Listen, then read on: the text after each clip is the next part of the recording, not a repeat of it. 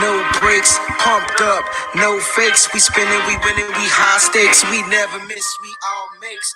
Look at us dudes trying to prove, bringing you news with nothing to lose. Mike, Nick, Tony, Wayne, Method Man, we bring the pain. Hey. See, I'ma confess it. We under the pressure. If you looking to find us, we them nothing but Niners. We nothing but Niners. We nothing but Niners. We nothing but Niners. We nothing but we them Niners.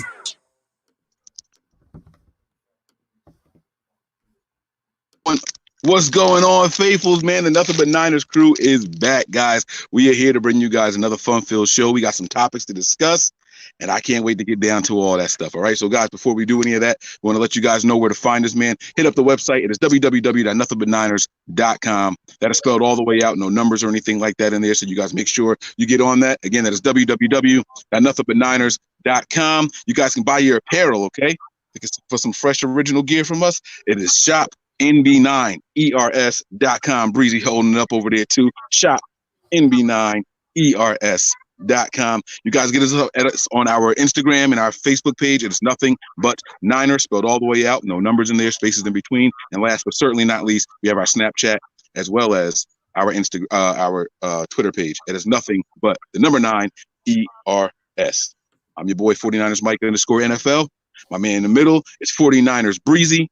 And all the way to the left, hold us down. 49 Faithful 365. What up, fellas? How y'all doing today? All day, every day. Hey, man, it's been a good day, man. I got a lot of stuff done in the house. You know what I'm saying? I did some mock drafts on my own.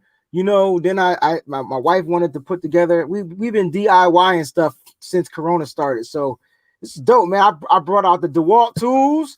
I went and bought some stuff. And we getting it in at this household, baby. We getting it in.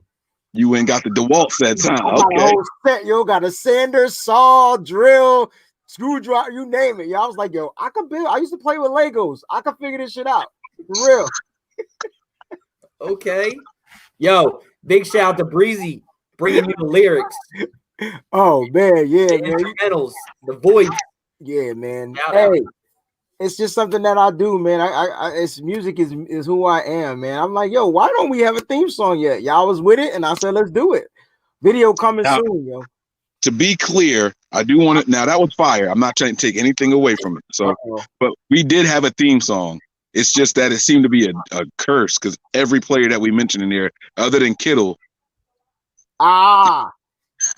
You see us.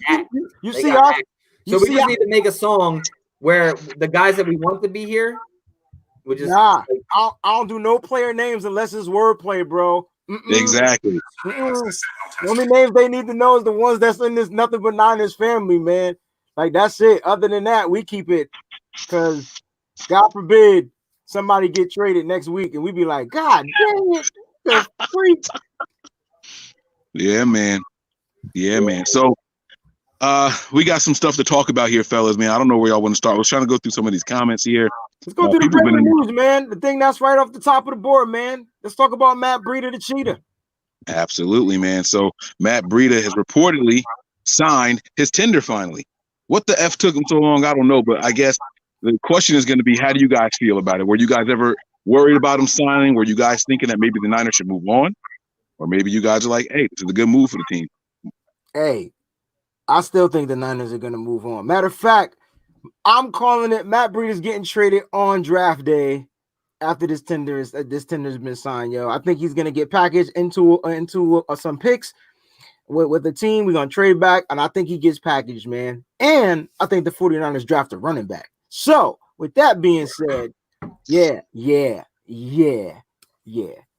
When the fastest guy on your team is on the bench in the biggest game of his career, that says a lot. Wow, putting him to bed, huh? Breezy taking him out to pasture. I gotta put you to bed. They don't know nothing about that, dog. They don't know nothing about that, Jay Holiday. Listen, man, I'm telling you, yo. No, now, with all jokes aside, yo, I love Matt Breida, man. I love what he brought to the table, man. I'm glad he signed this tender and the 49ers continue to go his route. Like, I will be all for it. I don't think fumbles were a huge issue, man. I just think I don't know where his mindset was. And we always talk about guys and their mindsets, and we feel like we can't say that this guy's mindset just not all in, or he's not all dog, or it's not all this, and not give the same, it has to go all across the board for everybody, man. Appreciate the love on that intro, man. Appreciate that. But real talk, like the mindset of Brieda, either he got to get back into, this is my team, this is my squad, I'm the running back. They all got to pretend like they're the lead dudes on this team. That's the only way it's going to work, because Coleman will take your job, McKinnon trying to take somebody's job. You got Jeff Wilson Jr. trying to take somebody's job. I don't know how he keep hanging around. Oh, I know he scores touchdowns. There's so many players, and then they might draft a rookie. So, hey, man, congratulations to Breida on this tender. But I do think he's going to be packaged. What you got, Nick? Look, I mean, he had to sign the deal because the deadline's tomorrow. So he had to sign the tender if he wanted to be here. Damn. So, look, I'm a huge Matt Breida fan. You guys know that. I've always been that way. I was always bigger on him than I was Raheem Mostert. Obviously, Mostert had a hell of a year. Came up and gave us that little extra push that we needed. But I don't think he's traded. I think he's here at camp. I think he competes. I don't think that we trade him. I think he comes back, he's making a heck of a lot more money than he made in years before, because he was only making like the league minimum. Now he's making $3 million a year. He takes that deal and then comes into camp and competes. Right now, you got Matt Breida, Jerick McKinnon coming back. You don't know what you're going to get from McKinnon. So if you go and trade somebody who's been in the system for almost 3 years now, well, 3 years now technically, to a guy who hasn't played a single snap, then you have Jeff Wilson Jr., who's an up-and-coming guy, possibly getting more touches. Tevin Coleman, who Kyle Shanahan loves. And I don't think it was so much about Matt Breida this year. I think a lot of it was to do with just the likes of Tevin Coleman. But, it'll be an interesting thing to pan out and see what happens come training camp and, OTAs and all that stuff once it gets going, preseason as well. You got to remember, with this whole coronavirus thing going on, you don't know when we're getting back. So, therefore, you got to keep these guys around just in case. And I think he comes back and is competing. Good point, bro. Let me tell you, the way you started that and the way you ended it, I didn't think it was going to be the same story, man, because you were like, he only signed because his deadline was coming up. I'm like, oh, Nick with the smoke. But then you was like, I think he's going to come back and compete. So, hey, man, I don't know. That's a lot of money to leave out there on the table if you didn't sign it. And we'll see what happens. Interesting takes, man. One of you guys thinks he's going to get traded. Nick thinks he's going to come and perform or at least compete. And I'm not sure we're going to see him here. I don't know how. I just don't know. I do think that we draft a running back at some point. And that's saying a lot because we haven't drafted a running back since Joe Williams. I think he was the only running back in 3 years, in 3 drafts of this regime. I think he was the only running back that they ever took. Everybody else has been a free agent or an undrafted free agent. So that's saying something. We're going to have to see what this team thinks of whoever is out there. And Breida got to step up, man. He's got to step up. So, guys, this is not going to be a draft show, though. Now, we will end up mentioning some things on the draft. And there he is over there, my man, Anthony Perry. What's going on, Playboy? What's going on, guys? Can you hear me? Yes, sir. How's it going? Been a while. Mm-hmm. Been a while. We ain't talking pre-corona. Pre-corona. It sounds like you guys are about to transition, but I'll just throw in my 2 bits. I think Matt, like Wayne said, Breida never really had a fumbling problem. I think it was just a couple games where it popped up.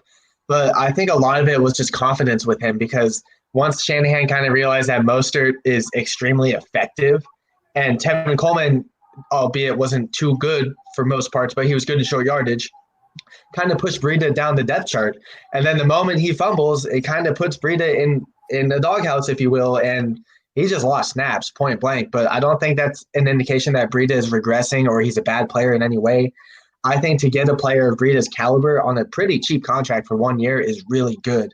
And if they do decide they want to package him and try and take a running back later in the draft, or if they do want to see more Jeff Wilson, then so be it. They have a lot of options they can work with Breida, but to tender him and only have him for $3 million, knowing what he can be, I think that's pretty good. And I think by the end of the draft process, if you will, I think he'll still be a Niner. All right. I like it, man. Now I see a comment in there saying that the show keeps freezing. Are you guys having any issues on your side? Nah. Seems clear to me. I don't know if that's just the one person. We do try to keep our eyes on the comments for things like that, and they're hearing feedback and stuff. So I don't know if anybody else is having that issue. They're saying nope. So I think we're okay, guys. We're gonna keep this thing moving here. We're gonna keep it at home with more of the rumors. So shout out to Brieda for signing, man. Again, it's important to bring back the people who got you there. I do like the move. If the team decided to stick with him, I will not be upset. But for whatever reason, it seemed like he was in the doghouse, and I just don't know if he's coming back from that. So we'll see what happens. Was he in? Was he in the or the roof, roof, roof? Nah, he wasn't in there with X when he was saying where my dog's at. He's not in that house. That's not the one he was in. I mean, look, I don't know if it's Bobby Turner's call. I don't know if it's Kyle Shanahan's call. You know what I mean? But he just shit just wasn't going too well for him. So I don't know what's gonna happen, man. It's gonna be interesting. Definitely something to keep our eyes on. He's a valuable weapon when he's out there. He's effective. You just have to see, you know. But we're going to keep it in the wheelhouse of the 49ers. We're going to kick this one over to Nick first. Not so much a rumor, but just some rumblings. These are things that have actually been said. Yesterday, it came out that a 49ers beat writer, someone who I've never heard of, so I apologize. No disrespect to this person, went on a radio show and was saying that Joe Staley was not the same following the Super Bowl. He said all season long, every time the game was over, they would ask him, how do you feel? Are you going to retire? And he would always brush it off and, kind of joke about it and keep it moving. How do you feel? Are you going to retire? He said it was almost a weekly thing. Following the Super Bowl, there was a huge herd around him. He was very emotional. He said a couple of players were crying. Joe would not give an answer. He said Joe Staley did not commit to coming back, did not commit to retirement either. So let's not make it sound like he said, are you coming back? And he wouldn't answer. That wasn't it. So he didn't commit either way. But this is an important time for the 49ers right now, right? The Super Bowl window that we're in, and left tackle is a damn important position.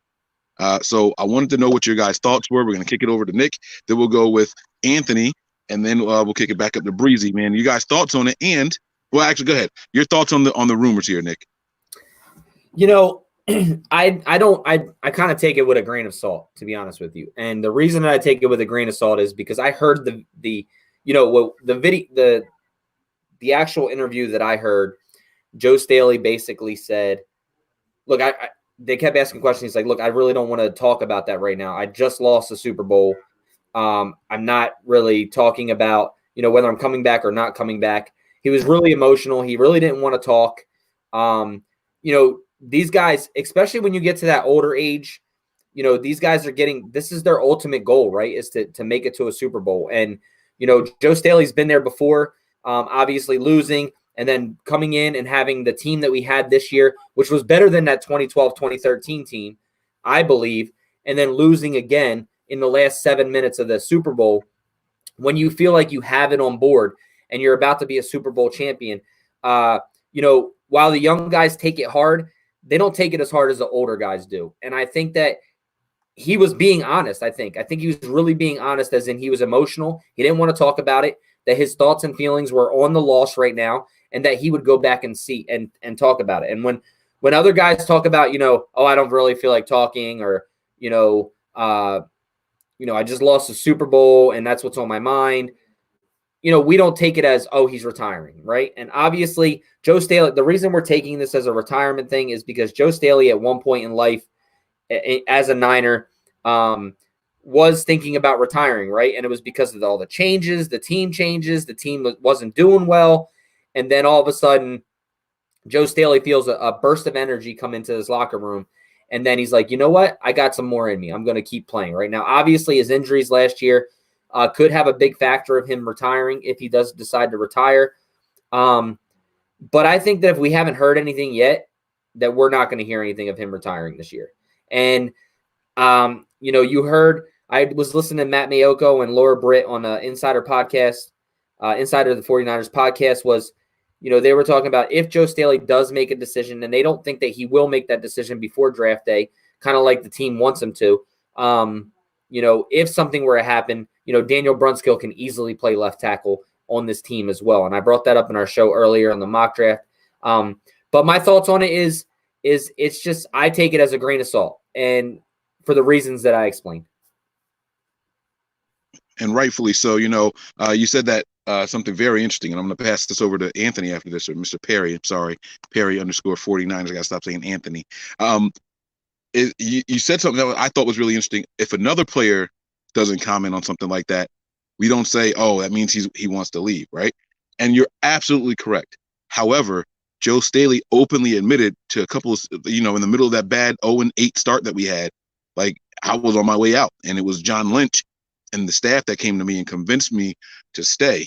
So with that in mind, Perry, we know this wouldn't have been his first time contemplating retirement. Should the Niners, first, what are your thoughts on it, obviously, but should the Niners look to draft his replacement? And if we're talking about drafting a starting left tackle, that means that it's going to kind of be an important priority, right? We might be talking first round now as opposed to drafting for depth and someone that you can groom if you don't think he's going to be here. So what are your thoughts on it all? It's a lot to take in with Joe Staley retiring, because you got to figure, first of all, he's 36 years old, making pretty solid tackle money at his age, and not that many tackles at this point will get as much as he is, minus Whitworth, who just retired, and maybe Jason Peters. So Staley, if he walks away, is walking away from a good amount of money. And with that being said, too, I still feel like that even though he's older, he finally got to the Super Bowl after that horrific loss to the Ravens years ago. He went through the whole process, the whole struggle, the whole turnover, and went on with him. And to lose the way they did, and to lose in that fashion when they were literally 8 minutes away from winning, I really think a lot of that response from him was still emotional. And I don't blame him, because he's been working his ass off for so long, and he finally got to the point just to have it taken away from him. So I think a lot of it is emotional. I think he's still going to play. I don't think he's going to retire until his contract's up, and I think it's up next season. So he still has another year to play. He's making a lot of money. I think he still has a good amount left in the tank. We saw he kind of had his fits this season. He had that bad game against Clowney, but obviously he just came off injury, so there's really nothing to hold against him there. Once he worked back from injury, Staley was playing very solid. And again, it's hard to really get a solid tackle, even at that age. And I get that the draft is filled with good tackles, and obviously I know this isn't draft show, but the only thing I'm going to say about that is I think that draft board has to fall right if the Niners want to take their tackle of the future. And that's assuming they don't believe in Daniel Brunskill. Because let's face it, this is a really good tackle class with a lot of good talent, but they also have someone like Brunskill who, in Joe Staley's position, played really well. So there's a lot to take in. The 13th pick is really valuable, so I don't see them doing that. But overall, I don't think he'll leave. I don't think he'll retire. He still has a lot to offer. The team right now, I think, is at its peak. We all say that the team was a year ahead early. I think someone on the Niners said we weren't a year ahead early. We were just ready to play. And I think having that kind of mindset should give Staley enough confidence to go, you know what? I'm making good money. I'm on a solid team. Right now, this is the best it might get. And even with a little bit left in the tank, I have enough to offer. And like I said, Staley played well when he was healthy. He played like a solid tackle, and I don't see him changing his mind. I don't. Right now, the Niners are in a position to win now, and I don't think drafting for the future necessarily would be the right idea because, like I said, they need a wide receiver. They need a corner. But Staley, in my opinion, I think Staley has 2 seasons left. I do. He came off injury. He looked good. He's making money. He's healthy. And he's too valuable to the team. And I think he knows he's too valuable to the team. Like Nick said, John Lynch wanted him to stay. I'm sure Lynch did everything in his power to make sure Staley stayed on the team. And seeing that and being Staley, he knows he has a lot of value and he knows what he brings to the team.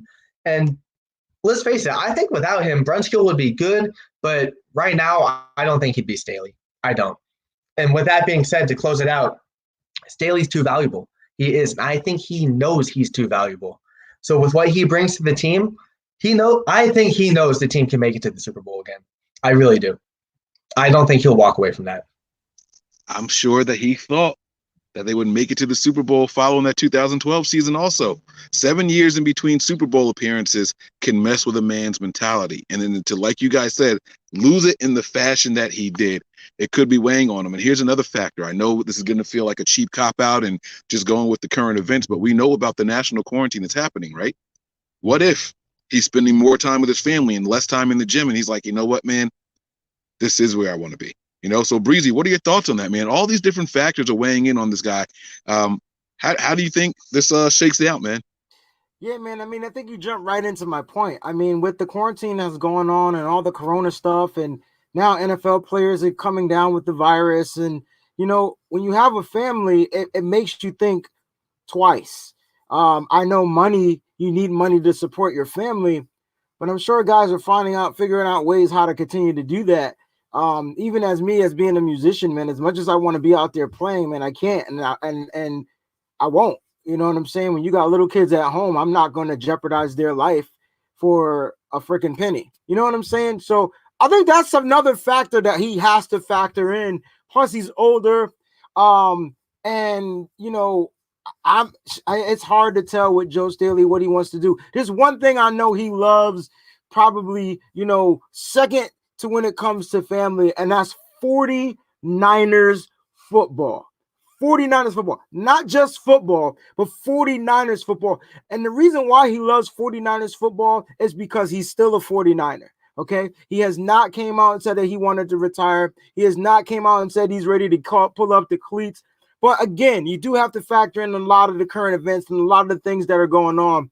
Where would the 49ers go if Joe Staley retires? Hey, man, they drafted Mike McGlinchey as a left tackle. Okay. Now, he came out of Notre Dame as the left tackle, and I believe this is going to be the guy that's going to replace your boy, Mr. Staley. I do believe so. He's been playing right tackle. He's been playing it well. If we all had to grade McGlinchey, I mean, on a 10-point scale, I mean, what would our grades be? 6, 7, 6.5, 7.5? Can't be higher than an 8 and probably no lower than a 6. McGlinchey has done his job, but when it comes to this draft, I'm not sure they go with the tackle unless, like Perry said, Perry said, unless the guy that's high on their board is sitting there, like Wirfs or Wills or one of those two. Like them, the only two tackles I can see them saying, hey, man, 13, man, get my pick is in. And no, it's not the sexy pick, but it will be the pick for the future. And when we're talking about future, we're talking about immediate future, because even like Perry said, if Joe gives us 2 years, which that's kind of rough on a 38-year-old to continue to play at a high level of football and this type of offense. If it was just one of those pass protect type offenses, oh yeah. But Joe, this is some run, got to get out, got to block, got to do this, got to do that, blah, blah, blah, get beat, come back. It's a lot. It's a lot. It's a lot. It's a lot. So where will Joe be in 2020? He'll be a 49er, absolutely. Where would he be in 2021? Now, that's a different story. I think the 49ers can't wait to the 2021 draft, where the tackles coming out of that class are a step ahead of the tackles coming out of this class. So it's possible with the late round pick in 2021. Yeah, I said late round pick, which means what? They could be looking for their tackle in the 2020 draft.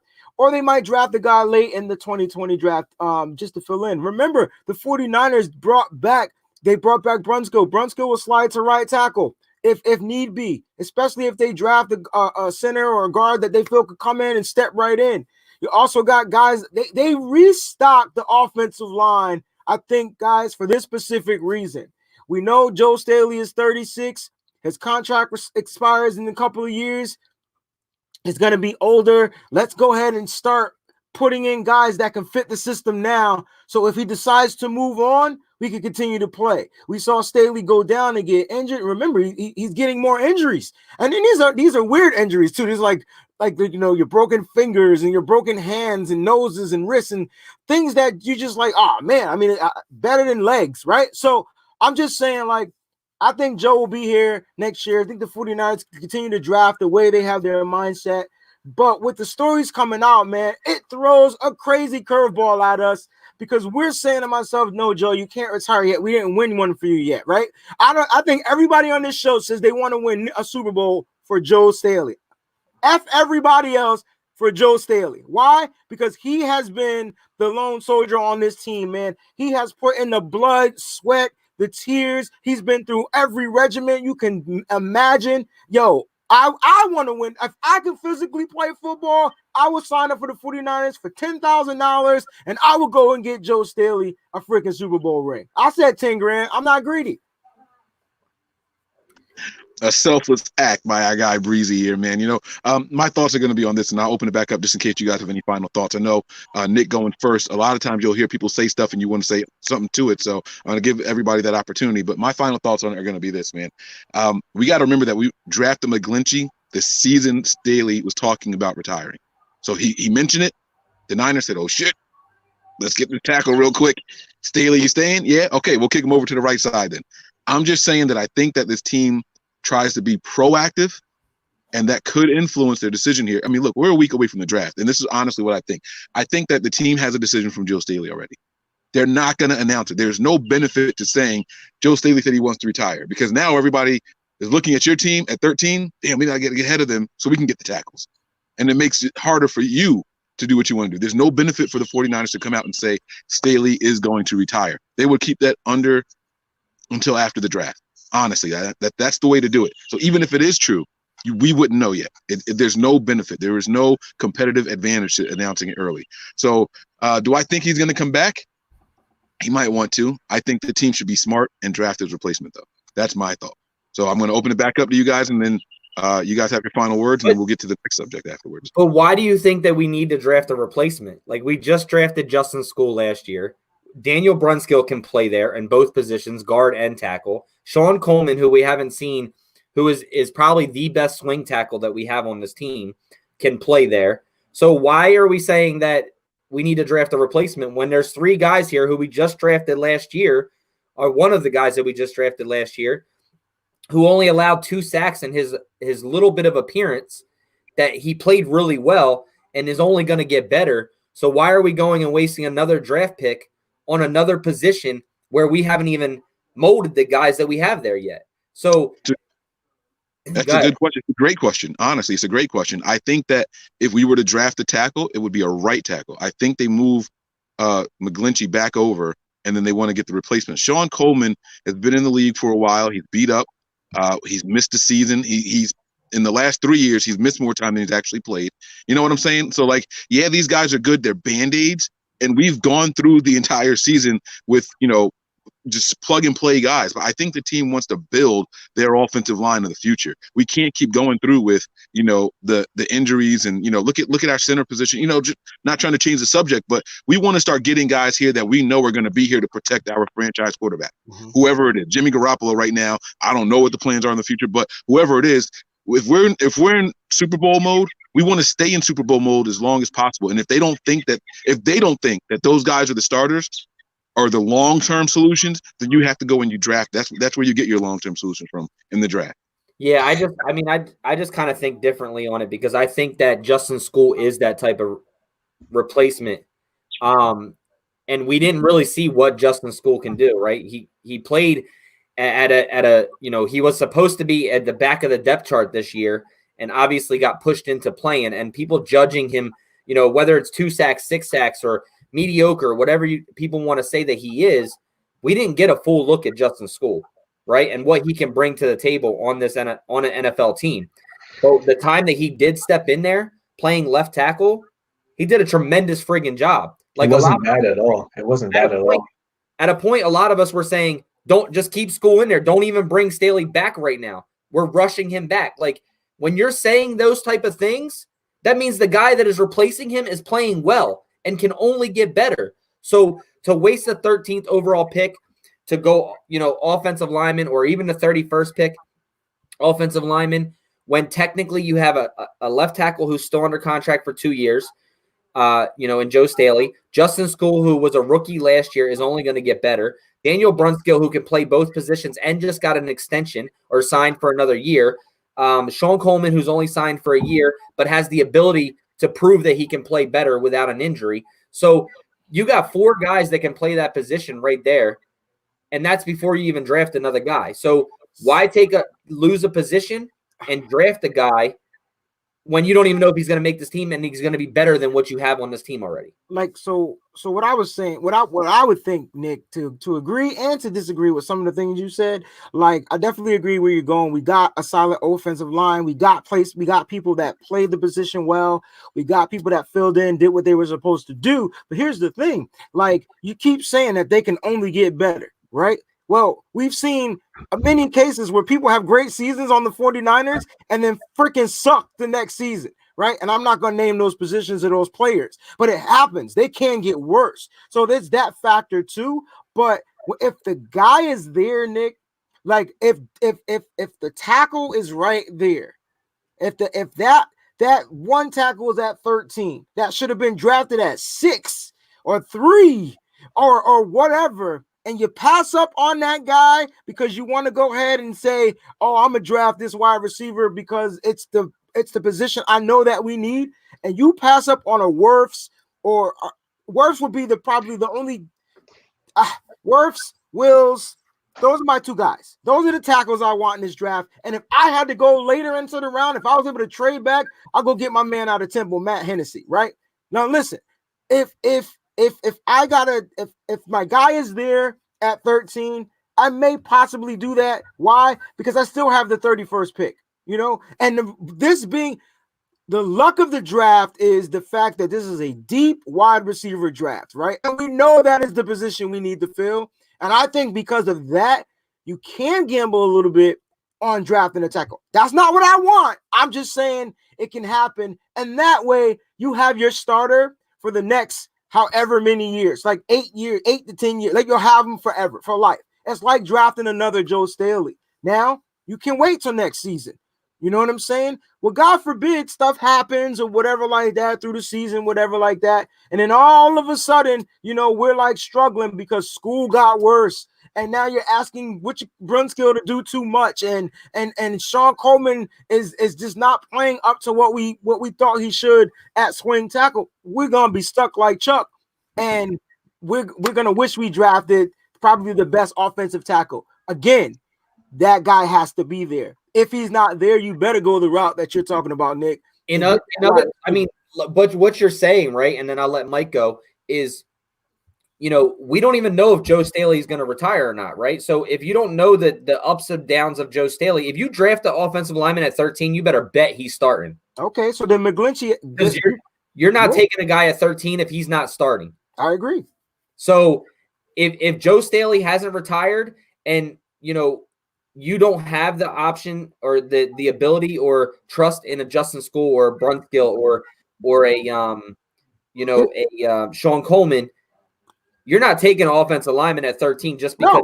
No, this all comes down to Joe Staley's decision. But we only got 7 more days. So if he doesn't announce that I'm going to be retiring with the San Francisco 49ers like the day before the draft, then no, you don't draft the offensive tackle with that 13th pick because you have your left tackle, right? You're 100% correct. I'm just saying if the decision came in, and that guy is there, there's a tackle there that fits your scheme. I'm talking about zone scheme, like to a T, and he's there. I'd be hard to pass up on him. I kind of like Wills too because he can play 2 positions. He can play 2 positions, and he likes those combo lines. But if Wirfs is there, I think you got to go with him if the decision from Joe comes in on draft day. Perry, you biting your tongue over there, man. What's up? I see you. It's because I agree with Wayne. It's like getting a tackle is like a dime a dozen. And look, I like School and I like Brunskill and I like all those guys. Don't get me wrong, but if you can get a future cornerstone piece at tackle who is going to be the guy and who you can get on a good contract for 5 years, I'm doing that instantly. I don't care about wide receiver. I don't care about corner. I don't care about whatever. It's tackle. Tackle matters. Because if you put the Justin School in, you put a Daniel Brunskill in, and they give up a sack, and that sack costs Jimmy Garoppolo his whole season, when you had the chance to go and get an Andrew Thomas or a Tristan Wirfs or a Mekhi Becton, then you go, we should have taken the tackle. That wouldn't have happened if we would have taken the tackle. And I mean, I get that's so hypothetical because that can happen with any tackle. But the Right. point being is quality. And I'm not trying to knock Nick because the tackles that we have are good quality. They are. But when you're getting a cornerstone tackle in the tackle draft class that may not be this good in a very long time, that's you got to go for that. You really do. And you can still address corner. You can still address wide receiver at 31 or in a trade back. It is two very deep classes at both of those positions. But for tackle, it's the top 5 or 6 guys and then drop off. Huge And then, drop. like again, Nick said it too. We've already drafted a tackle in the late rounds. You either get a tackle in that first round, in that first pick, or you don't get one at all. And obviously, Nick said it too. It depends on if Staley retires. Because if Staley stays, then I think this conversation is kind of out the window. Absolutely. Well, here's the other thing too. The conversation might not be out of the window because look, this is what happens, man. You don't know what Staley's decision is, or maybe you do know what it is, and let's say you draft a tackle, right? All of a sudden, you have a lot of good pieces that have trade value, right? So where do we draft Justin School? 6 or 7? 6. Sixth round, right? Mm-hmm. He's got some film out there. Now people are going to say, oh, well, he's not as good as you think, because this is what's going to happen. Let's say we end up drafting a tackle. Okay. Now Staley says, you know what? No, F that. I want to play. I'm not just going to give up my job to some young buck. Now we have a log jam at that position, right? Well, what's really hard to find in the NFL right now? Tackles. It's offensive linemen and tackles, right? All right, well, guys, we'll give you School. And they're going to come at you and they're going to be like, well, he had 5 penalties and only 8 starts, and he had 1 false start, and he had 4 holding penalties. They're going to give you everything that Justin School did wrong. We got him in a 6, right? All right, you can have him for a 3rd. All of a sudden, you turn that 6th-round pick into something else, and you still have really good guys. I know you guys are saying that you sold on Sean Coleman and all that. I wasn't excited when they signed him. I mean, that's just me. It's just, it is what it is. I thought he was brought in to be a serviceable backup, And so it's not like he's going to be the starter long term here. Otherwise, that contract that we just gave him would have looked a little different. He signed a 1-year deal for a reason. So I'm just saying that it's okay to stockpile certain positions, especially if those positions hold a lot of value in the NFL. Running back, nah, we shouldn't do that because they're treating running backs like, leaves. Yeah. While I agree with you, it's good to stockpile picks. Like, I agree with that. Like, you feel that you have this, but you're not drafting an offensive tackle or an offensive lineman when you have, drafted one last year. You still have a guy who's under contract for 2 years, making a total of $21 million in 2 years at 13 overall, and then just not start him. Like, you're just log jamming something. You obviously like Brunskill because you obviously just re-signed him for a 1-year tender or a 1-year deal. But that doesn't mean you like him, though. You could be doing that because you think you need him. You don't know how Coleman's going to come back. You don't know about Staley's decision yet. That could be the same thing said with Person, and they just got rid of him.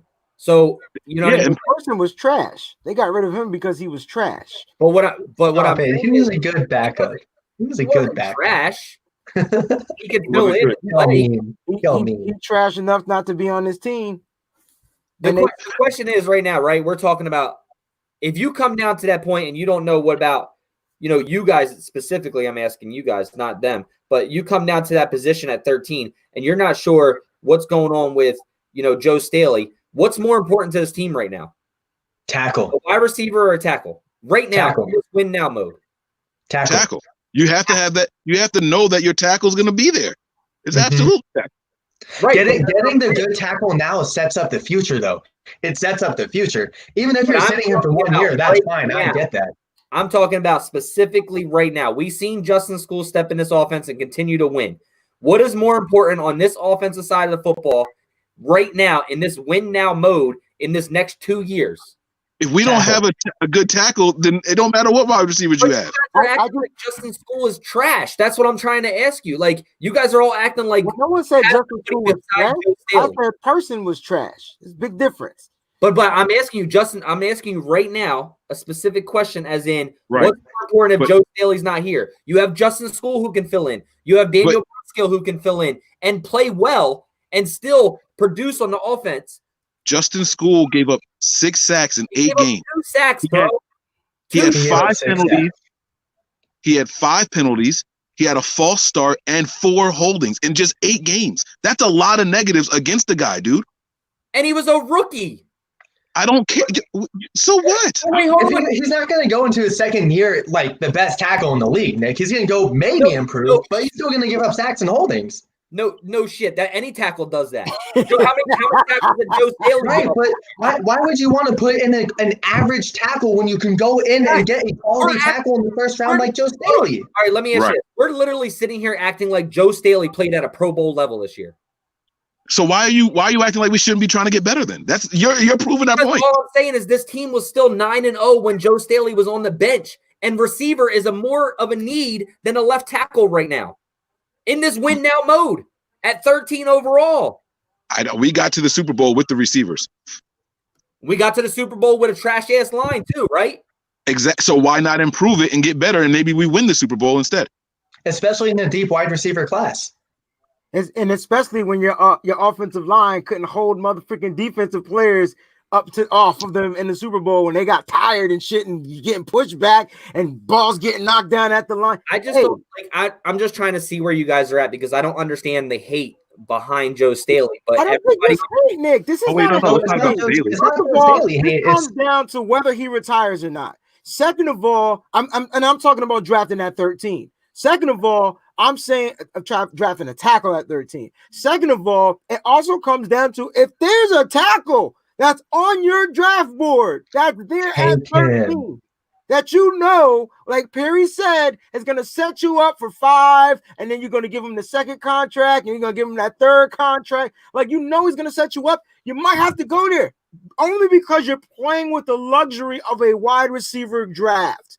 The 49ers drafted Deebo Samuel in the second round last year, and he probably played as the best rookie wide receiver in the NFL last year.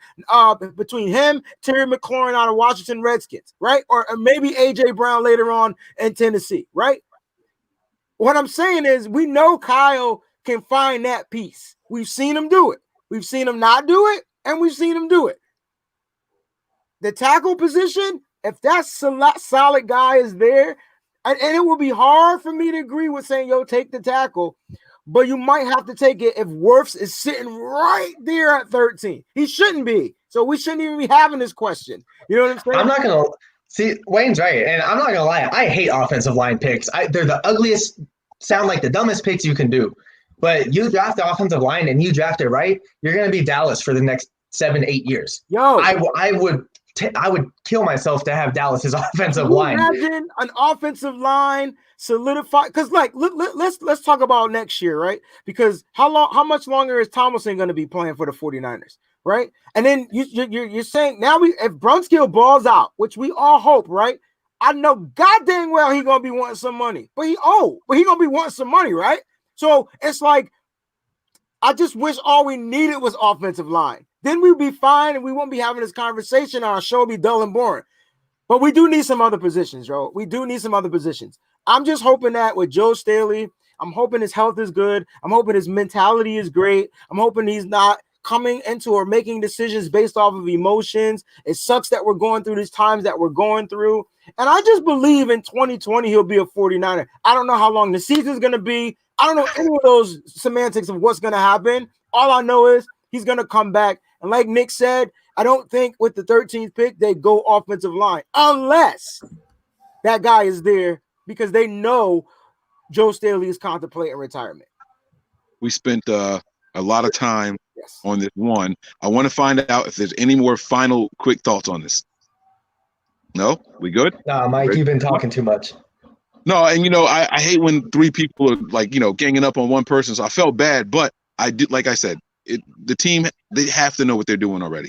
And so we're going to see. We can sit here and debate it, but the fact that we couldn't all come to an agreement says what's going on in that front office for real. There's some uncertainty, and they're thinking about it. So it's pretty cool. That's really all we have right now on 49ers related news directly. There's 2 other rumors that are out here. We're going to start with the one that seems to be in the 49ers wheelhouse every single offseason, and that is Odell Beckham Jr. Seems like there's conflicting reports now. He's not happy in Cleveland. Even the video that they showed where he opened up his new jersey, his facial expression was like, this is the most expensive toilet paper I've ever seen in my life. He just did not seem happy. So we're going to shoot it back up to my guy, Nick. Then we'll do Breezy, and then we'll do Perry this time. If he is on the trade block, and that's a big if, but if he's on the trade block, we know that John Lynch came to the podium and said, yes, we were in on him, but the Giants wanted too much. Okay. Should the Niners be entertaining the idea? Choosing my words carefully. Should the Niners be entertaining the idea of trading for OBJ? You making me go first because you know what my answer is going to be. So, hell no. No.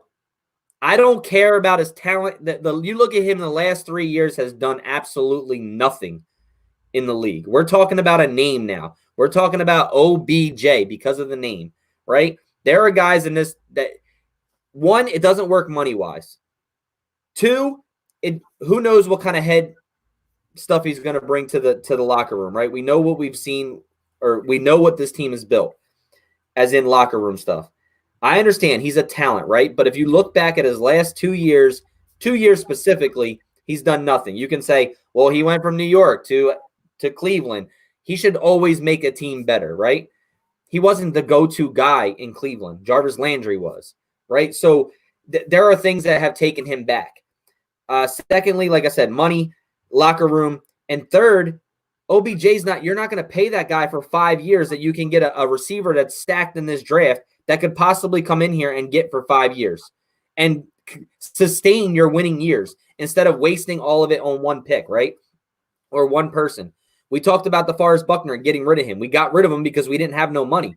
Why bring in another, high-cased money person and then don't allow us to fill out other teams? And then when we get to that 3-4 year mark again, we're at the same position we are again, where we have to cut good talent to get other people and to be able to pay them. So hell no, I'm set on OBJ. Don't want him in a Niners uniform.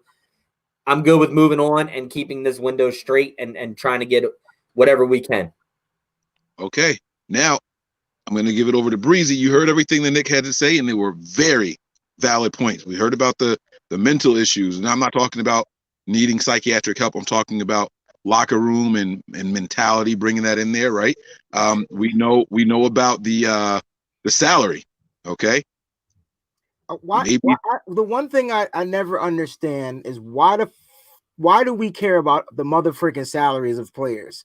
Obviously, the guy working the numbers figures the stuff out, right? I'm doing my best not to curse, and I'm not cursing at any one of you. I'm just saying, let them figure that out. OBJ would immediately enhance the offense. I don't give a what he did in the last 2 seasons. Dude went from the Giants and a bummed out Eli to Baker Mayfield. Rest my case. Like, everybody that goes to Cleveland dies. Everybody. So I don't understand like how you feel him coming to San Francisco, how he wouldn't enhance the offense just based off of talent alone. You did speak about his talent. If you're talking about his mental psyche things and all the crap he do off the field, okay, I get it. Hey, man, OBJ is going to be older. OBJ will be coming into a team where he can actually be a leader, not a bunch of young cats trying to be the alpha male and this and that and whatever. What if OBJ's role and his mental role changed and switched to like an Emmanuel Sanders type role? It's possible. All I'm saying is if they were OBJ is better than any receiver in this draft. I'm going to say it. He's better than every receiver in this draft. He might not run routes like Jerry Jeudy or as good as Jerry Jeudy, but he's better than every receiver in this draft. And you want to know how I know he's better? Because he's done it on the NFL level. We ain't seen none of them cats play in the NFL. And we've seen them produce in the NFL for a number amount of years. We're stuck on contracts. We gotta, I know it's realistic and I get it, but we gotta let him figure that stuff out. I'm sure in the language of a contract, I'm sure restructures go down. I'm sure a lot. And you know one thing OBJ ain't never had? He ain't won shit since he been in LSU. I'm going to keep it a buck. So if he comes to San Francisco and you preach that winning mentality and that team mentality, and this is what it takes to become a contender of being a champion, yo, man, I call me crazy. I just think he gets with the program. I'm not a huge OBJ fan or LSU fan. You know, I'm a Big Ten guy. So me and Nick are arguing 24/7 all year long because he's a Buckeye. But what I'm saying is it's just I think you bring in that talent. I don't care if you give from the rumors we were hearing, they only wanted a second and a fifth or something like that. Shit, take my 31st pick, give me back a fourth pick, and give me Odell Beckham or something. I'm sure the Browns will make a dumbass trade like that, and we'll be fine to go. You see, they got dumb uniforms like. All I'm saying is he would instantly make us better, yo. I'm not throwing hate or shade on him. I'm just, can you imagine the routes and we talk about Jerry Jeudy not being able to be physical. We know OBJ is physical, right? We talk about Jerry Jeudy not being a deep guy because all he do is line up in the slot. OBJ line up at all of them. We talk about Jerry Jeudy not having hands. Hey, OBJ got some big ass hands and he catches balls on the sideline. Look, I'm just saying that dude, pause. I said catches balls, catches passes on the sideline. All I'm saying is OBJ would instantly, and I get it. The only red flag I got from OBJ would be the off the season antics or the off the field antics that he bring to the table. I just think that as you're maturing and you start growing up, maybe he has a child. Maybe things change. Maybe things change for him. I know he's still young, but I think he would fit with the Kyle Shanahan system very well. And I think, hey, man, I could get OBJ, which was a 5th round pick, I believe.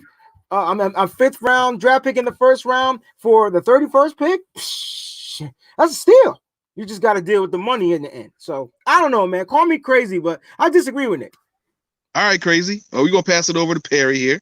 And Perry, as you were talking, Breezy, Perry was like, oh, it looked like he was saying a lot of his points. So I'm interested to see what he's going to do with bringing up the rear here. What's up, man? I'm going to keep it a little short just because Wayne hit every single point that I was going to talk about. Wow. And if you were to trade for OBJ in a couple of years, that contract looks like a steal. And I mean, like Wayne said, too, this is why we have guys like Parag Marate who can work with contracts and who can work with money. And a salary cap league that is booming every year, I mean, Odell Beckham's contract wouldn't even matter in one season. And I think that if you can get a player like him who would help a team win now, I would go for it.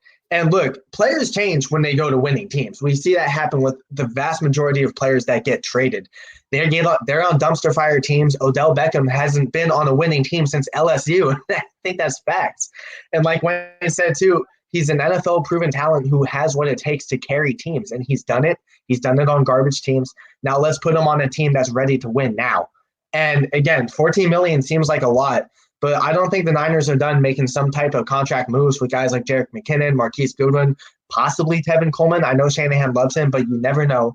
The point being, though, is that the Niners have the ability to work with the money that they have. They did it with every contract they've signed so far. They've done it with players they've signed. They've done it in the past, and that won't stop them now. So why not go after a guy like Odell Beckham who, if you're going to get him for a 2nd and a 5th, we might not even have to trade the 31st overall pick. So the point being is that if you can get him for the cheap on a contract that's going to be very outdated in 2 seasons at that type of talent level with the guy who can help the team win now, do it. So I agree with Wayne 100%. I would take that instantly. I will say this about the contract, and I'm going to give it right back to Nick. They were willing to trade for him last offseason with that same contract. But go ahead, Nick.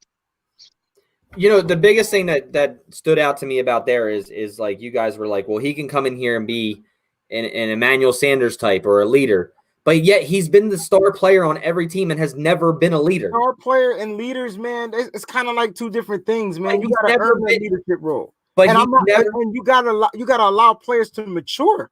He's a star, Nick. Like you said, he was a star, but when you go into players with no stability, who was the leader on the Giants? Nobody. Let's hear Nick's complete thought. I want to hear Nick. But you guys are sitting here saying that matters. Like, it doesn't matter. Look, if you're that guy, you're a franchise guy, you need to be the leader. It doesn't matter what's below you. You are the face of the franchise. You need to be that leader. You need to take the little guys under your belt, teach them, mold them, mend them to be what it takes to be in the NFL. OBJ has never been that at any team that he's been at. Hold on, Mike. I agree, but what I'm saying is, how can you? Wait. Nick, are you done? Go ahead, Mike. My thought on what Nick said is he wouldn't be the leader here either. He wouldn't be asked to be the leader here. You have guys like Garoppolo, you have guys like Kittle. Those are the leaders on the offense. It's not going to be OBJ. He's not going to be asked to come in here and do anything for these guys. You got a guy like, for example, Bourne. OBJ is not going to negatively affect Kendrick Bourne because we already see everything that Sanders said to Bourne. He took to heart, and he's done nothing but post-workout videos.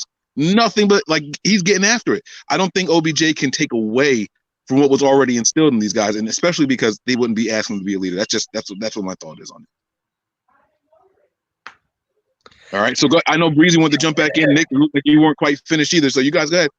I think just to throw something out there, I think this kind of argument when it comes to leadership is like retirement. It's like you look at Staley, who's been put through the ringer his whole career up until this regime, wanted to retire. He wanted out, and he admitted it. So you can kind of put that logic into someone like Odell Beckham, where literally almost his whole career, he's been with trash. He hasn't been able to. Well, he's been able to contribute to the most of his ability, but when his teammates around him can't pick him up, you can only be a leader and be that person for so long. So I don't think that could necessarily knock him as a leader. But when we see how emotional he gets on the field, because we saw it with the Browns and we saw it with the Giants, it takes a toll on you. Just like Joe Staley, losing, it takes a toll on you. So I think that both of those two things could apply one-on-one. Let me ask you guys this question real quick, just a quick yes or no from every one of you guys. If OBJ was on the Super Bowl team, right? Not would we have won, but we saw the complacency following that second pick, right? And we heard Richard Sherman on the sideline, this ain't over. This ain't over. Do you think OBJ would be saying the same thing to the offensive players in that situation? Just a quick yes or no. Do you think he would be saying, guys, it ain't over yet. We got to focus. Absolutely, for the simple fact that he would have been under the ringer of how that whole locker room was all season. He would know the mentality of what bigging up your players and what like not quitting and all that type of stuff. And he might have been, and you might call him. And I can't say OBJ is a quitter. That's not one that he doesn't come off that way. What I'm trying to say is, I think OBJ would have been on them receivers. Yo, shake it off. Go catch the next joint. You got this. Do this. Do that. Try this. Try this. Look, I think or just throw me the damn ball. Like that'd be the opposite, right? I think he would have bigged up his players on that particular Super Bowl run with this particular team that we just had, for the simple fact that mindset, that band of brother mindset, like worked. If not, OBJ would have been an outcast, and we would have found a way to get rid of him. All right, Nick, what are your final thoughts on OBJ from Nick? Look, man, I just like in general, man, I'm more about getting a guy in here that we can have for 5 years. Look, talent is talent, right? OBJ has had talent, whether, we have different opinions, whether I believe he's been a leader or he hasn't been a leader, and we look at leadership differently. To touch on like what Anthony was saying, retirement and leadership, two total different things. Navarro Bowman was a leader, right? And then all of a sudden, he didn't want to help Reuben Foster and no longer became a leader. And I think when we think about OBJ, everybody just thinks about what he's done, right? In some of the things in his talent level of what he's done. So, yeah, he's going to bring that talent to your team. He's going to make you a little bit better, but it's not going to be for 5 years in a stacked-ass draft that you can obviously get a guy, because none of us know what he's going to do in the NFL right now. Nobody knew what OBJ was going to do in the NFL. Nobody knew what Antonio Brown was going to do in the draft, right? They were late-round guys. Antonio Brown was a 6th-round pick, but, late-round picks. And I'm tired of, like, just wanting to bring old guys here. Like, it's like the whole conversation, like, bring Navarro back, bring Frank Gore back, bring this guy back. Who the hell cares about them? We're building a team for us now. Build with youth and to be good for long term, not just 1 year or 2 years. And we sacrificed draft picks for a 33-year-old wide receiver. And OBJ's younger than you. What? He helped us win. Okay. Why wouldn't OBJ help us win? But he's not even 30. Bro, he's not going to be here for a long term. He'll be here for 3 years. I'm just saying. Nick talking that talk, though. Nick talking that talk. And I agree with Nick in the sense of you're just letting OBJ get in your head. You're not thinking. Well, first of all, we're not just saying OBJ in general. No, what I'm saying is OBJ would enhance this team from. You said we're on a win now team, right? So I go draft a receiver and he's a fucking bust. How we winning, Nick? Tell me how we winning. The same way we won last year. No, it's not the same way we won last year because we don't have those same pieces. So you want, okay. if I We're missing just one draft piece. Jerry Judy, We're missing one guy, bro. if I draft Jerry Judy, Lamb, or any one of those guys, are you telling me those guys will come on this team and be a natural leader? Not a leader, but they can replace the production. That's It what depends I'm on saying. Why can't we trade for OBJ to replace the Hold on. production? You get look. Let me talk real quick without yelling. I just want you to answer my question before you start talking. I will. I'm answering your question. We don't need leadership on this team. The I entire didn't say team. leader. I said to replace production. No, you said will they come in here and be the leader? No, they won't because they don't need to be a leader. This whole team is a leader. Right. This team is one. So why can't we trade for OBJ, a person that proven to the NFL that he could come out here and get production? Because he didn't have I see the difference here. All right, so let me ask y'all this. I'm gonna give it to Nick and Wayne and Anthony a quick yes or just a yes or no, not an explanation. Are we drafting wide receiver to be a leader? Yes or no? Just real quick. No. Anthony, no, right? No. Yes. Okay. We're drafting a wide receiver to be a leader? Why am I drafting a guy who's going to have a crappy character show that he doesn't want to work with the team? No, we're drafting for production. I want work ethic players, bro. I want dudes who will work. Yeah, but that working and leader is different. Like there's guys that work their ass off but can't lead. Right. Joe's in perfect example of that is George Kittle. The first season and a half, he was not a leader. His work ethic became infectious, and then people started looking up to him. He started to have you get what I'm saying? We're looking for production. I think that any team in the draft is not saying this guy can be a really good leader for us right now, except for some key pieces. Like I know they thought Fred Warner would be a good leader on the defense. You know what I'm saying? But I'm talking about the wide receiver position. Are we looking for production or are we looking for a leader? Here's a perfect example. I'm gonna say both. Screw it. Perfect example you're looking for right now is that Kendrick Bourne's working his ass off. Does that mean that he's going to be a leader on this team? No. Like it means he's gonna show what leaders do. It means he's gonna lead by example. It means he's gonna say, "Yo, you want to get to this point where I had to get to? I had to work triple times as hard to get to this spot just for you to come in here and take that." Nah, homie, this is what you got to do. Without you, sometimes you don't have to be a vocal That's leader. my point. You could be a leader by example. Right. Go ahead, Nick. That's Nick's point. Go ahead, Nick. Yeah, that's my exact point. Is you don't need to bring a big time name guy in here, and no matter what it costs, if he makes your team better, yes, he's going to make your team better, right? I'm not denying that Odell Beckham will make this team better, right? Never once denied that. But the fact of the matter is the Niners are building a team to last for years to come. Odell Beckham Jr. can come and just be like, you know what? I'm done with this shit. He can literally not get the ball as much as he wants and just be done with it. Anybody could do that, though. Any person on any given day that wake up can feel that way. Yo, I don't want to play football no more. We've seen it. But you're not going to get that out of a rookie. You never know. We had a rookie we drafted on the defense that quit because he said CT. Hey, we kind of got that from Joe Williams, too. We kind of got that from Joe Williams also. We got it from Joe Williams. It can happen. All I'm saying is I think what I'm trying to say is that if we're talking about talent-wise, I think OBJ is better than any one of those. He's proven to be better than something we haven't seen yet. Okay? That's what I'm saying. And whether he comes in here and produces, let me ask you this question, guys. If OBJ didn't have any of those off-the-field antics, if he was a work ethic type person that you guys like, right? If he was that type of dude, and OBJ was being talked about in the trade market, would it be a problem bringing him in here if we know he's going to give us production? If Odell Beckham did everything that you just said that he did, then he'd still be a New York Giant and he would be still. That's not true.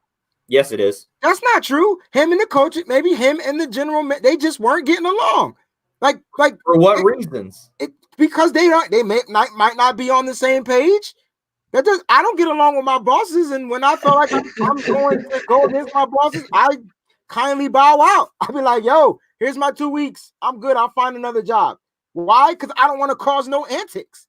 I'm just some players are just like that. Where OBJ not like that. I'm just saying like he lets people know that I'm just saying, like you said, if OBJ didn't have the locker room issues and he didn't have these problems in his head and these other type of things, where would he be? And I'm telling you that the Giants wouldn't let him go. The Giants they didn't have a beef with him just because they just wanted picks. They had a beef with him because of the things that he did on and off the field as a player. That's why they got rid of him. If he didn't have any of those issues, the Giants would have never gotten rid of him. Nobody would get rid of him because it's that type of talent. You wouldn't get rid of him. He wouldn't be switching. He wouldn't be switching teams, like just kind of like the Antonio Brown shit too, right? If Antonio Brown was just quiet and just played football, the Steelers would have never gave him up. Not when they drafted another wide receiver. The Steelers draft wide receivers, Nick, and they develop wide receivers to replace wide receivers. Like that's what they do. Once your time is up as a wide receiver, we moving on. All I'm saying is people don't get rid of God-given talent, and when you fit on a team and you're literally helping that. And then we got rid of DeForest Buckner. Yeah, but that was because a contract was coming up. So how do you know the OBJ thing wasn't contract either? He just had other issues. OBJ wanted money. He wanted bread. He proven that I can be productive on a trash team, right? He proven that. And in that proof, like he wanted to get paid. He wanted to get paid top money. That's what every player in the NFL does when they go out there and prove that they are, you know what I'm saying? Every NFL player goes out to that. They bust their chops. They go out there. They say, I'm going to do this. I'm going to do that. I'm going to work hard. All right. And I'm going to get paid when it comes to payday. I think OBJ was going to do that. Maybe the Giants didn't want to pay him. Maybe he knew the team was going down the wrong direction. I don't know. I hate that he had all the off the field antics, but it is what it is. All right, we got one more topic to discuss. We're going to keep this thing moving because we're over the hour mark here. We got one more potential trade rumor that we're hearing about. Now, I have been on this whole, we got to add a tight end. We got to get a good tight end. Wait, Mike, you ain't getting off that easy. I want to hear your Odell stuff. You ain't getting off that easy. I tried to let it go. No, I was trying to let it go. You got to hear what you got to say. Don't do that. I think that we're getting somebody for production. I don't think we're getting anybody to be a leader. And so it works both ways. I think with a draft class the way it is, we don't really need Odell Beckham Jr. That's my thoughts. Now, I do know that this front office really likes him. They have gone on record saying it, and they would be foolish not to. But I think that we should keep our draft capital. It would be cheaper. And you get this guy for 5 years if you end up taking him in the first round. You have that fifth-year option. So if he doesn't work out, you cut ties. If he does, you keep it moving. You know what I'm saying? So that's my answer. And sure, I'm not going to belabor it. So, all right. Did I answer the question? Nick, you hit it on the head when you were like, why are we going to do this? I'm tired of bringing in veterans. I've been on that train for so long. Like, I want homegrown talent. And this draft is the draft that we can go ahead and get that talent. Plus, we got other guys coming back also that are going to be contributing. So let's, Look, Wayne says this all the time. Wayne, and correct me if I'm wrong. You say that the Niners have the Patriots mentality right now, right? And I've watched the Patriots go out and get Randy Moss. I've watched the Patriots go out and get these wide receivers. Right. Exactly. Chad Johnson, Theo. Yeah. Josh right Gordon. Now, the Patriots have won Super Bowls without that God-given talent guys. They lost the Super Bowls when they went and got those guys. But what they did have were really good tight ends, and we need to talk about that. Because, Nick, you're right. You're absolutely right. They go out and they try these things, but Randy Moss didn't get a Super Bowl. They tried Randy Moss, and while they had a hell of a season, they still didn't win shit. And it prevented them from getting other pieces. And now they win Super Bowls with receivers that we don't even know who they are until Tom Brady made them who they were. Because it's about production. We need the production. That's what it is. Not the names. It's about the production. That's why I sided with what Nick was saying there. I wouldn't be opposed to it. I wouldn't be one of those guys. I don't understand how. Like I get the production part. That's fine. I just don't understand how you won't take a guy that that can give you production over a guy you've never seen before play a snap in the NFL. Like that's hard for me to comprehend. Like, I get that you're gonna give up stuff to get this person. And if he was a super red flag, I wouldn't be saying anything. I think he's like a green to yellow flag. Like he's a yellow to not like he's not going into the red ever because he's so competitive. And I think we need some competitive pieces on this team to stop being pussies so they can go out there and win the Super Bowl. Last time I checked, Nick, we ain't won the Super Bowl yet either, right? With production pieces. So all I'm saying is, and Mike, we haven't won a Super Bowl. And we just think in general, production. Come on, man, we got production pieces, right? I just think in general, like getting D4 too. You go for a veteran guy, you know you're gonna have to pay him. You pay him, he produces. He's a green to yellow flag guy because of the injury history, but when he's playing, he's impactful. And I think Odell Beckham would be the exact same way too. That's fair. That's fair. I'm just saying in general, I think going forward, to me, I'm looking at this team for the next 5 years. And we're on that road of competing. What's that? That's why I drafted an offensive tackle, Nick. Yeah, but you're just not big on messing with you. But bro. you're just not big on school like I am. You have no, I'm just messing with you, man. No, my point was that I'm like you. I believe the children are the future, right? I believe that we got to go and get those pieces so that way this is not a 2 or 3 year window, right, Nick? This is a 5, maybe 6 year window, and they just keep replacing the pieces to keep the window going to where now it's not just a football joint, it becomes a dynasty. I'm with you 100%, man. I'm just throwing curveballs out there. I don't give which I say though. I will take OBJ over anybody. A lot of people would. Let's just be clear here. A lot of people would. And I think there's some people in the front office that feel the exact way all of us do. I think there are people in the front office that say, we don't need him. We can get this guy. And I think that there are people saying, yeah, but this guy would bring another level of competitiveness. You know, he's a guy that hates losing, even though he's done it his whole career here in the NFL. But you know what I'm saying? Like they know that about him. So both sides are justified. Let's make it clear. Both sides are justified. So Tom Brady last year was with the Patriots and Belichick, and they were saying, we want to trade for O.J. Howard. And they couldn't do it. They couldn't get it done, right? Tom Brady goes to where O.J. Howard is, and now they're ready to get rid of him.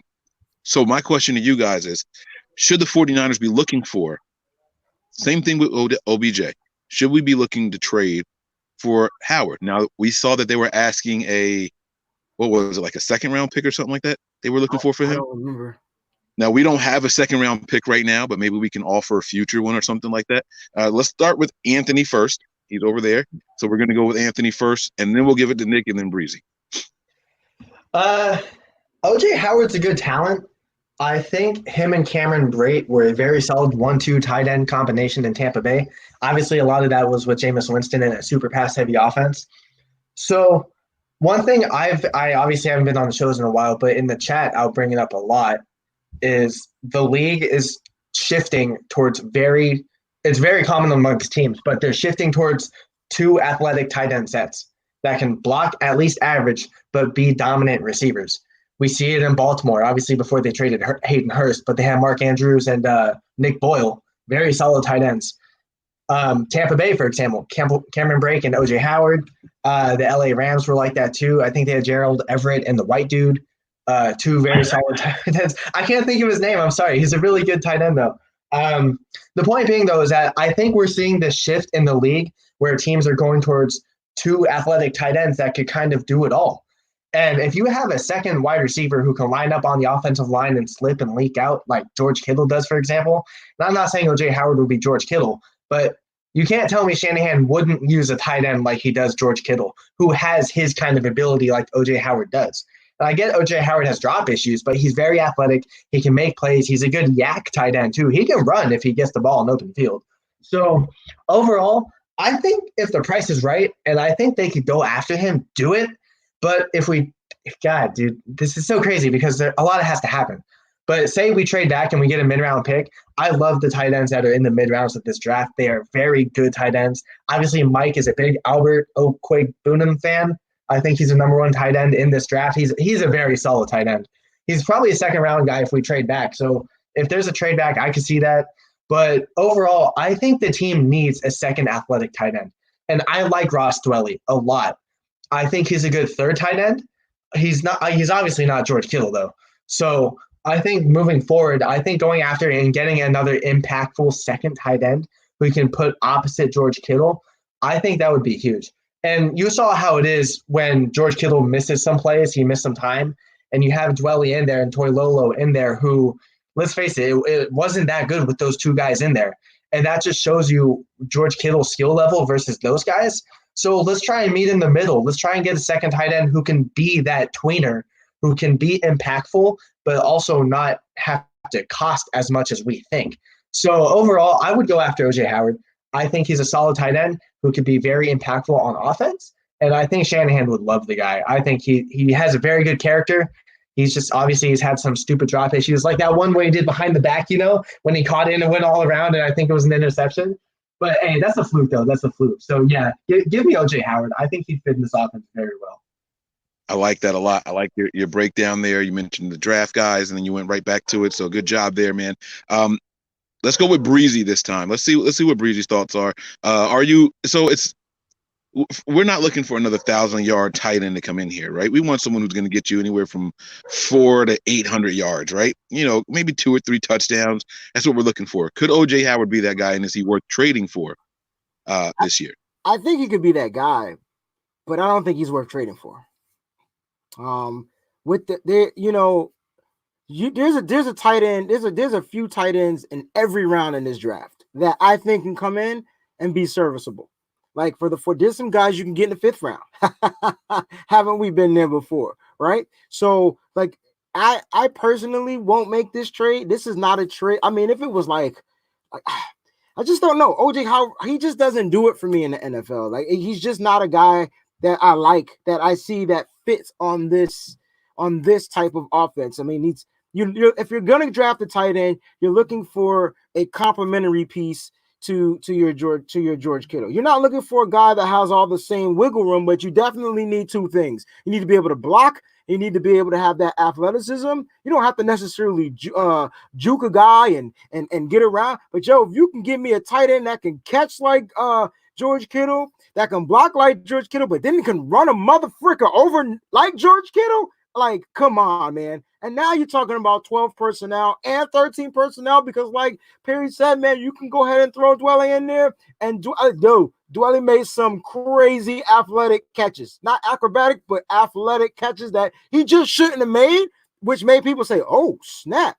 So I'm not sure if I'm sold on O.J. Howard, probably because he played in Tampa. I'm sure he would smash in this offense. It's just that I'm not sold on the dude, and I don't know if I would give up a future, maybe a future 4th, but not a future 2nd. Second is way too expensive. Way too expensive. Now you guys got to remember that a future 2nd is valued as a current 3rd. So you just got to keep that in mind. Maybe a future 3rd then. Okay. Now I'm going to pass it to Nick with this caveat here. You got to remember what this team looked like when we had 2 tight ends that were really, really good in Vernon Davis and Delaney Walker. Look at the Patriots when they had Gronk and when they had Aaron Hernandez. Like there are teams that are doing it. I mean, you saw, it was the bread and butter over there in Baltimore. So Nick, what are your thoughts on adding someone that you can count on down in and down out aside from George Kittle at that same position? Look, I mean, Howard, I have to stick with the same concept that I thought about OBJ, right? OJ Howard is due $3.5 million this year. It's his last year on his contract.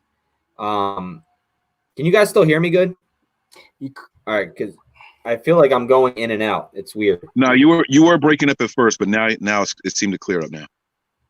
All right, so OJ Howard owes $3.5 million this year. This would be basically a rental, and it'd be the same thing as Emmanuel Sanders. It'd be the same thing as me talking about bringing OBJ in here. Like Wayne said, the guy would help this offense, but I truly think that for some odd reason that we can get the type of production that we would get out of him in this draft as well. And even Ross Dwelly. I mean, Ross Dwelly is going to take a step up in this offense next year probably compared to what he did this year. Ross Dwelly went and played fullback last year. He played tight end last year. He played all over the field.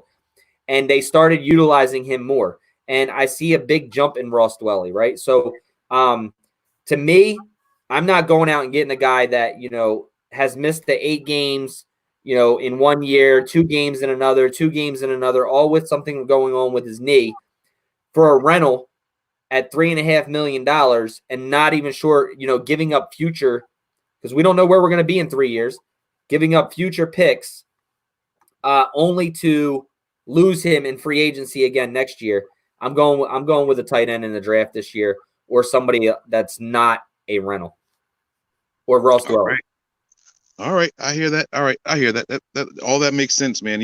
My overall thoughts on it, man, is just going to be, it's going to be kind of, cheaping out a little bit here, but maybe we should be looking at the draft instead of an OJ Howard. But that's a proven guy. Someone in the chat said it earlier today, not in this chat, but in WhatsApp, our group messaging. Jameis Winston threw 30 touchdowns. He threw 5,000 yards, and Howard had 400, 500 yards receiving. So where was he at in that high-powered offense? You know what I mean? So it kind of makes you scratch your head. Is he worth it or not? But we'll see. I mean, we didn't get that from our tight end too.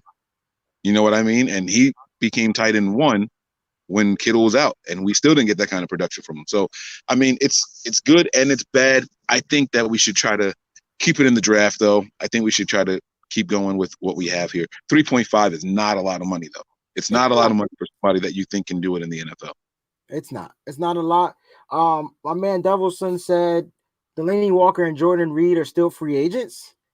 I know Nick doesn't like to bring in old guys, but how would you feel if they brought back a Delaney Walker who's coming off of an injury, and Jordan Reed who's always coming off of an injury? How would you feel if they brought them in on serviceable contracts? I mean, I think having a veteran dude. Oh, go ahead, Mike. No, you're good. Oh, I was just gonna say having a veteran dude would be nice too. It's a solid draft. OJ Howard's a solid option, even though I don't necessarily see them doing it. I would like it, but I don't think they will. I think having a veteran would be nice also. And shoot, we can consider Kittle a veteran at this point. At least he plays like a 30-year-old, just always in his prime. And he probably hasn't even hit his prime yet. But I think having a veteran leader like a Jordan Reed or like a Delaney Walker would be good for the team too. It'd be good to help guys like Ross Dwelly grow, even help Kittle grow and help them understand the game even more. And we see teams do this all the time. They bring, especially playoff teams, they bring in veterans all the time to help the young guys, to help the coaching staff. And I think bringing someone like Walker, like Reed in would benefit the team 100%. And you see guys like Walker, obviously he's coming off an ankle injury. He's had ankle injuries the past couple seasons. But, hey, anything can happen. Dudes magically get healthy in one season off of stuff like that. So if you have the choice to get him on a really cheap contract, even if it's just for 1 year or 2 years, do it. Yeah, I like it, man. I told you guys that Delaney Walker brings value at tight end, at wide receiver, and at fullback. He's a sneaky good gadget player. The guy is a stud. He's a stud, so I wouldn't be mad if we ended up doing something like that. You have to question, though, is he going to cost less than the $3.5 million that OJ Howard would? You know what I'm saying? So it's something that you have to think about. Now, Howard's not going to bring you all the versatility that Delaney Walker does. And Delaney is probably he is a better tight end than OJ Howard is. I would think even coming in now, he would be a better tight end than OJ Howard. So it's interesting, man. It's very, very interesting. I like Delaney Walker a lot. You guys have heard my thoughts on it. So that's going to be it for that. I do want to ask Perry something because we haven't had you on a lot, man. We want to get your general thoughts on the direction of the team and what you think our 3 biggest needs are in this upcoming draft. So first, I'll start with the needs, and then I'll go into the direction. I think the needs, and obviously we went on the whole rant about it, depends on if Joe Staley retires. But I'm going to go off of if that's not the case. I will say wide receiver. I think the offense needs a kick in the ass to really get going. We saw what happened in the Super Bowl when George Kittle gets clamped, Deebo Samuel gets locked up, Emmanuel Sanders is kind of held down, same with Kendrick Bourne. We need an impactful wide receiver who can really spark the offense. So I would say that's the number 1 need.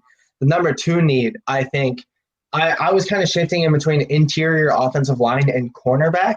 But based off of everything I've looked up, I got to roll with cornerback. We have 3 or 4 corners this coming season, after the season, who are going to be up for contract. Sherman, Spoon, K1, and I think Emmanuel Mosley is on a restricted free agency contract he would be. So that's four corners alone, all possible starters that would need to be addressed. So I'd say corners the next, and then interior offensive line. I am praying that Weston Rickberg can at least play 8 games. 8 games would be a good ceiling for him, considering he's missed so much time. Lakin is good, but right guard. We don't know if Brunskill is going to start there. We don't know how Tom Compton is going to be, and I know Tom Compton was not good in New York. So right guard is a position that definitely needs to be addressed. And I would say that's it for my 3 needs. But as for the direction of the team, man, the last time I was on, the last thing I said on the show was that this is a contract year for Jimmy Garoppolo because he needs to stay healthy. He needs to do it for the team once again. And we see all the rumors about, specifically Grant Cohn, about how, what if the Niners take Jordan Love, or, what if they need to address another quarterback? And I don't necessarily think so, but I think it is a good debate to have because Jimmy Garoppolo has an out after this season. It would only cost the team, I think, $8 or $9 million in dead cap, not too much. So obviously it all depends. But overall, I think the direction is solid. I think they have, good. They have a very solid foundation. They have the star tight end that they're going to lock up. They have the defensive line for at least 3 more years. They have the core linebackers for another 3 more years. The rest of the offense is set. The coaching staff is set. And, the front office and the coaching staff seem to get along really well. So there's not much more you can ask for at this point in the team and the moving forward process. It's just picky. It's all picky with players, with draft picks, with doing what with guys.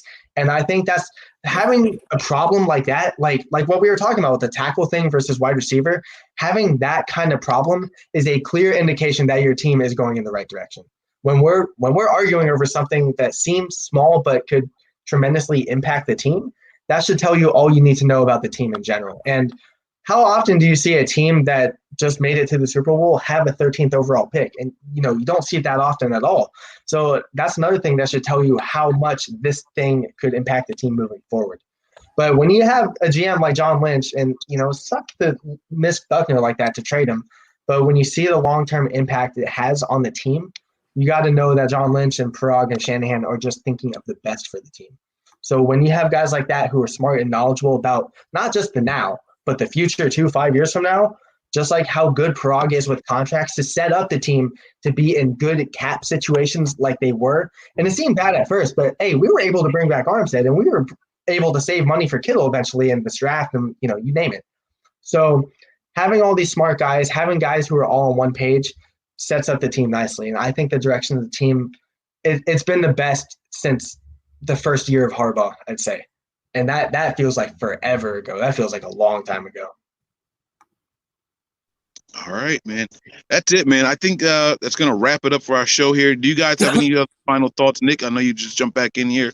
Any final thoughts on anything, man? No, I'm good, man. I'm good. All right, Breezy, man. Final thoughts on the show. It's a good show, man. We talked about a lot, man. Joe Staley out there. What's he going to do? What's he not going to do? Matt Breida signed his tender. Now the team officially has his rights. That could mean something big. That could mean something really, really big. I'm not going to tease it right now, but something that we can talk about later on in another show. But Breezy, your final thoughts on it all, man. Hey, man, it's draft time, man. So it's a lot of crazy things going out there, a lot of crazy theories. I'm just waiting for crazy draft story reports to come out. Like, this guy had this type of injury or this, whatever, and guys start falling back and trade rumors are going out right now. When it comes to us, man, all I know is that I believe that they're going to pick the pick that at this point, we just have to trust the system. Like at this point, when they first got here, we were like, what the freak was that pick? And what was that pick? At this point, we went to the Super Bowl, guys. We just got to trust the system. So if they draft the kicker with the first round pick, yeah, my jaw will be dropped down to the floor. But I'm just going to trust the system. Like, what I'm saying? I'm just going to trust it. This is what it is. But great show, guys. Enjoy Perry being on the show, man. Miss you, little bro. This was great, man. Let's keep up the great work, guys. Hell yeah, I like it, man. Bro, all right, guys. We better not draft the kicker in the first round because we will never hear the end of it from Mike, bro. Yeah, that's how much Robbie Gold didn't want to be here. The team went and drafted a kicker at 13. Yeah, who was right? Your boy Mike was right. The fact that we'll be live during the draft, I just wanted to see your reaction. Your reaction, we could get like 100,000 likes from your reaction, yo. Bro, Mike will be like, I'm done. I'm retiring. Fuck the hell with Joe Staley. I'm retiring. I'm done. Said all I need to say. Robbie Gold has been out of here for 3 years. I told y'all. I'm done. Oh man. It would be a good show though. I'm not going to draft the kicker. I'm not going to say nothing, man. That's going to do it for this episode, man.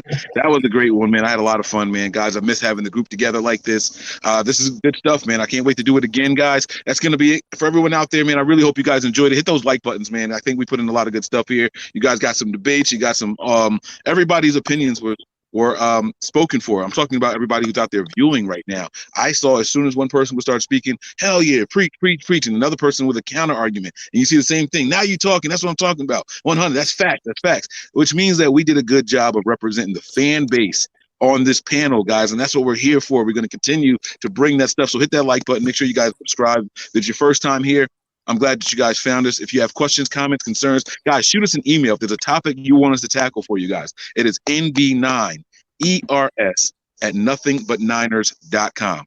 All right. That is nb9ers@nothingbutniners.com. That's the website right there. But you guys know what I'm talking about. Shoot us an email over there, man, and we will try to address any and everything that comes over there. There it is, right there. There it is. We will try to address any and everything that comes in over there. You guys have pictures of yourself in game day attire. Hey, man, look, I can't wait for the draft because I want to see everybody in their 49ers gear. Send us those pictures of you in your draft day attire. All right. If you guys got the new draft cap, yeah, Nick, I'm talking to you. If you guys got the new draft cap and stuff, put on your gear, put the draft cap on, take a picture and send it over to that email also. We'll get you guys up on the page that we have dedicated to the faithful over there, man.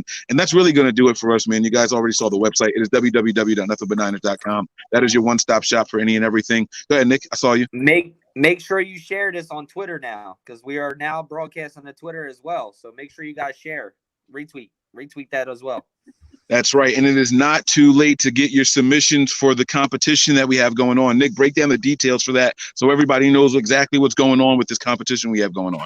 All right. So for your chance to win a item from our shop nb9ers.com store, right there, you see it right there. Wayne put it up there. Thanks, Wayne. Shop nb9ers.com. You can submit 1 through 15. It does not have to be team specific. Just draft order specific number wise. If you submit 1 through 15 and the person who gets the most submissions correct, the most players correct, you will have your chance to win. You will win one of your items from one of your own items that you want from Shop NB Niners. That has to be in by April 22nd at 10 p.m. Eastern Standard Time. So make sure you guys get those submissions in. You can send those to the email, the nb9ers@nothingbutniners.com. Guys, it's only 15 names. Just write 15 names down and submit it. You never know. Somebody could get 2 right and you'd be the winner. So submit it. It's a free gift and a contest. I'll give you guys number 1 right now. Joe Burrow. So that's a gift right there, guys. All right. I'm helping you guys get some free stuff. All right. So that's it right there, man. We're going to get up out of here, man. This is going to be your boy 49ers Mike _NFL signing off for my man 49ers Breezy, Perry _49er, and 49er Faithful 365. You already know the deal, guys. Prepare for glory. Anticipate pain. But always remain faithful. We out of here. Peace. I can't end it.